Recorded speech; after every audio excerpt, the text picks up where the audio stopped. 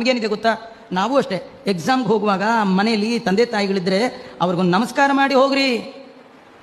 ಈಗ ಇಲ್ಲ ರೀ, ನಿಮಗೆಲ್ಲ ನೆನಪಿರ್ಬೋದು, ನೀವೆಲ್ಲ ಚಿಕ್ಕ ಹುಡುಗರು ಇರುವಾಗ ಯಾವಾಗಲೂ ಏನೇ ಎಕ್ಸಾಮ್ಗೆ ಹೋಗ್ಬೇಕಾದ್ರೆ ಅಪ್ಪಂಗೊಂದು ಅಮ್ಮಂಗೊಂದು ಹಬ್ಬದ ನಮಸ್ಕಾರಗಳು, ಎಕ್ಸಾಮ್ಗೆ ಹೋದ್ರೆ ಒಂದು ನಮಸ್ಕಾರ ಎಲ್ಲ ಮಾಡ್ತಿದ್ರು. ಈಗೆಲ್ಲ ಹೋಗೇ ಬಿಟ್ಟಿರಿ, ಯಾರ್ಯಾರು ನಮಸ್ಕಾರ.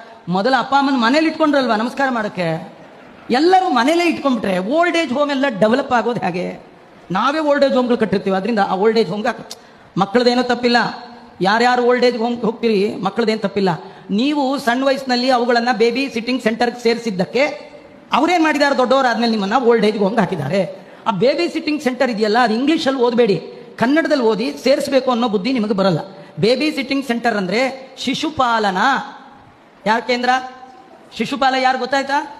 ಅವನ ಕೇಂದ್ರಕ್ಕೆ ಮಕ್ಕಳನ್ನು ಬಿಟ್ಬಿಟ್ಟು ನಿಮ್ಮ ಮಕ್ಕಳು ಒಳ್ಳೆ ಬುದ್ಧಿ ಬಾ ಅಂದ್ರೆ ಯಾವ ಕಡೆಯಿಂದ ಬರುತ್ತ್ರಿ? ಬರುತ್ತಾ? ನಿಮಗೆ ಮಕ್ಕಳು ನೋಡ್ಕೊಳ್ಳಿಕ್ಕೆ ಇಷ್ಟ ಇಲ್ಲ, ಯಾಕೆಂದ್ರೆ